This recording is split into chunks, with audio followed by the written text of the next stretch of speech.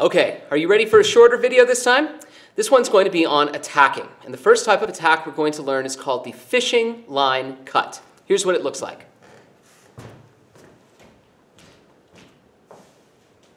I'm in my en garde position that we learned last time, and here is the attack. And I can attack on the other side. And I can go to a lower line of attack. And here's what it looks like from another angle.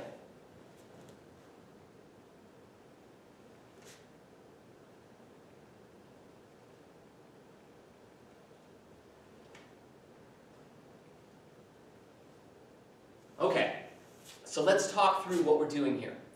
First off, my targets. We have four main lines of attack. We have high lines and we have low lines.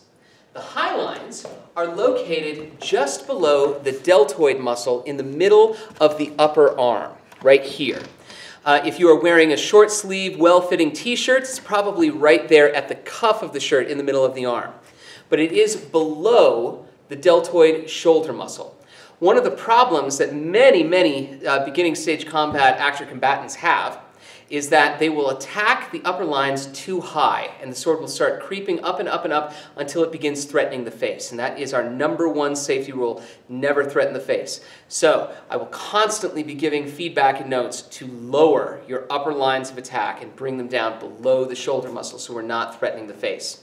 Now the other targets, the low lines, are going to be at the base of the hips or the glute muscles or the pockets. So right about here and here. But of course, we're not actually targeting our partner's body. We're targeting offline, 10 to 12 inches offline, in fact. So really, my target is all the way over here, and all the way over here, and all the way over here, and all the way over here. Those are my targets. My sword is going to stay on the outside of those targets. I am not going to bring my sword in through my partner. I am going to extend out and past my partner. Notice how my sword is pointing offline from my partner, and I am not bringing it in to center or even past center. It stays out here. And I'm using a motion that really can best be described as a fishing line motion. You can imagine that your sword is a fishing pole, and you are flicking the end of the fishing pole to send your line as far away as you possibly can. Another way to visualize it is to imagine that there's a little droplet of water or a piece of chewing gum stuck to the tip of the sword, and you want to flick it past your partner. You don't want it to touch your partner, you want to flick it past the partner. So you're going to extend the sword and flick it, and send all of the force and the energy and the momentum of the tip of the sword past your partner, not into your partner. We are not going to use a chopping motion like we're trying to cut down a tree. It's a flicking motion to send it past our partner. And the sword will then naturally stop 10 to 12 inches offline from your target. Now, as you are finishing this motion, your arm should be in a straight line. There should be a straight line from your shoulder to your wrist to the tip of the sword. That line should not be broken. We do not end the attack here. Now you can see how there is not a straight line. It goes from my shoulder to my wrist and then changes direction and goes the other way. I need to make sure there's a straight line. And so as I finish the attack, straight line, yes? Pointed, offline, 10 to 12 inches offline, naturally stopping. And the sword just naturally snaps into place. If, on the other hand, I swing in, I have to stop that with my core muscles. You can feel it in your stomach, trying to stop the sword this way before you hit your partner. We don't want that. We want a nice, fast, natural stopping motion that flicks into place. And that way our partner can simply parry very gently. The swords will meet with a nice ting sound. We're not going to damage anybody. It's going to stay safe and it's going to look awesome.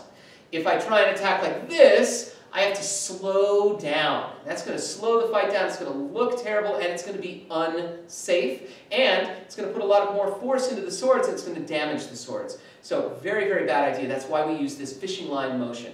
Now this is something you really should practice over and over and over until you get this. If you can't get the fishing line motion to really gently extend past your partner, then you're not really going to be safely able to do the other techniques. So really practice this until you can extend it. Now let's look at a few other minor details here. Let's talk about weight shifts. So I'm starting here centered with my sword down and pointed at the center. I'm going to weight shift back as I prep an attack. And as I do that, I'm going to bring my blade offline and then up. I do not bring it up in front of my partner's face. That is dangerous. #1 safety rule. I bring it up offline. Now I'm going to spot my target. And as I spot my target, now I can drop the tip of the blade so that the blade is flat, parallel to the ground, almost like I'm laying it on a table or a shelf. Then, as I weight shift forward, I'm going to extend my arm and snap the blade into place. I am not going to swing with my elbow and my forearm, bringing the sword in. I'm not doing that.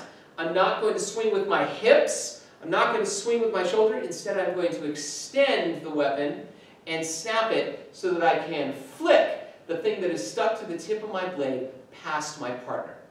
And then, let's continue with this weight shift. I bring my sword down as I weight shift back, and I bring it down and around to the other side so I can now prep it up here. Now I'm fully weight shifted back, and I spot my new target. And once my target is spotted, I can drop the tip of my blade. I can weight shift forward, extend, snap on the other side. Then I'm keeping my shoulders nice and calm and relaxed. My upper body's calm, but I am reaching very, very far, straight line from my shoulder to my wrist to the tip of the blade. I weight shift back, bring the blade down to the other side. Up, spot the new target, drop the tip of the blade so it's flat on a table or a shelf, weight shift forward, extend, and flick. And then down, weight shift back, up to the other side, bring it up, offline, drop it down, weight shift forward, extend, flick. So that is shoulder, shoulder, hip, hip, that sequence right there. Now, there's a few other keys here. First, let's talk about what's known as the guided eye tour and what we should be doing with our eyes, because eyes are very, very important. Most of the time, we want to make eye contact with the partner so that we can communicate. We can check in with them, see if they are ready for us to perform certain maneuvers, and check in with them to see when they are going to be performing things with us. So at the beginning of a fight, both fighters should be making eye contact with each other. Then, the attacker is the one that breaks eye contact to spot the target. So if I'm going to be attacking first, I start by checking in, making eye contact, and then I intentionally look away from your eyes at your target. The reason for that is because my sword is going to naturally want to go where I am looking. And if I am still looking at your eyes, my sword is going to want to go to the eyes. And if I'm not paying very close attention, it's not going to get to where I want it to go. So I need to look at my target. My partner, who is defending, should keep looking at my eyes and should observe the rest of my body using their peripheral vision. Then after the attack is over, if I'm going to continue attacking, I then spot my new target, and then I attack there and spot my new target, and I keep spotting my targets while my partner is making eye contact with me. And then if it changes, where my partner is now going to start attacking, then I return my eyes to my partner's eyes as they start spotting targets. And I am going to watch their body in my peripheral vision. This is called the guided eye tour. And now there's one last thing that I want you to be aware of, and that is the order in which people move. Here's the general rule. Whoever is moving backwards is the person that initiates the movement. Now, you want it to look to the audience like everybody is moving at the same time. In fact, a very common phrase used by stage combat professionals is that a staged fight is two people moving at the same time, in the same direction, telling the same story. That's our goal. However, in actuality, one person will be initiating movements, and then they both move together after that initiation. So it looks to the audience like they were moving at the same time, even though really one person started the movement. And that person is generally the person who is moving backwards. So let me show you how this is applied. Okay, full sequence of this exercise. We start on guard. You can be right foot forward, you can be left foot forward, you can have your sword in your right hand, you can have your sword in your left hand. Either way, you are centered between your feet, and the tip of the sword is down and to the center. You're now making eye contact with your partner, ready to start the guided eye tour. Since you are going to be attacking, you are going to be the person that weight shifts back in order to prep the attack first. So you move first by weight shifting back, bringing your sword offline and up to prep the attack. And now you spot your target. And at this point, you are in a holding pattern. If your partner doesn't do anything, you stay here.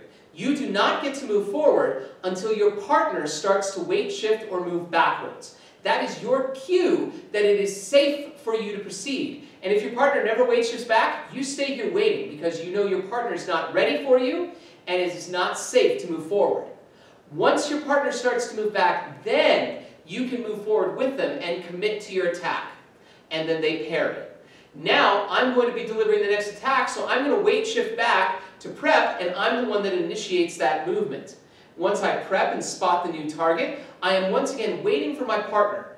And I do not move until my partner moves backwards. Once my partner moves backwards, then I can commit to the attack and move forward. And we continue on and on like that with the person moving backward, initiating every movement, and then waiting for their partner to move backwards. When they do, then you can move forward and commit to your attack.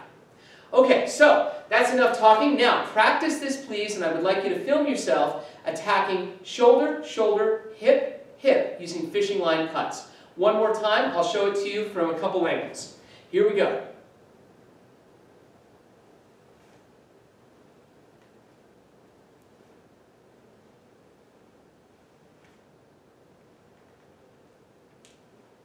Here it is from a different angle.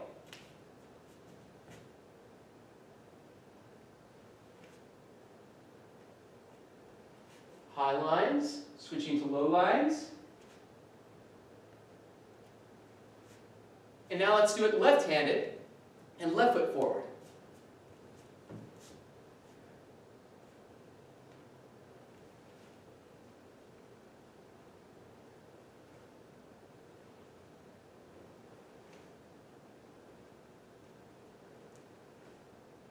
And from a different angle.